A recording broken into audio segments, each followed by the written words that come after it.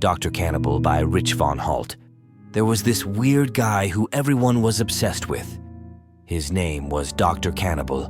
Well, that is what we called him. Some medical students would do anything for him. I was one of those students. I was too new to know the obsession. After a few months, I started to see why they called him Dr. Cannibal. I found out he was asking the students to supply him with samples of meat from their bodies. This went on for some time. I witnessed the meat in containers and dropped it off at his door. This was Dr. Cannibal's way of having the student practice doing a procedure all the while getting his fix of human flesh. After spending some years in the program, Dr. Cannibal started to show his face. He was terrifying. He was hunched over with stringy long gray hair and dark eyes. He was a horror to be around.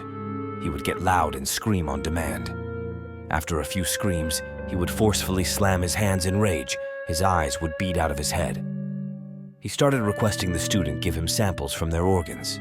The students would partially sedate themselves and operate. The student started looking very sickly. He was requesting pieces of lungs, spleens, and some bone from the spine.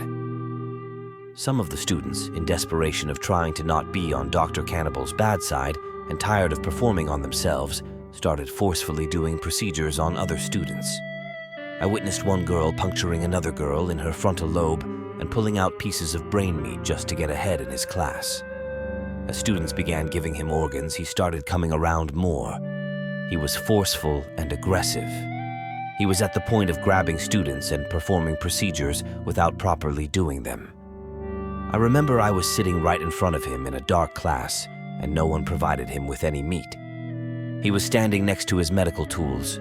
He got so frustrated he grabbed my hair and started pulling out strands. He was pulling all my hair out. I grabbed the scalpel from the tray and stuck it up his jaw and pushed it up to his brain.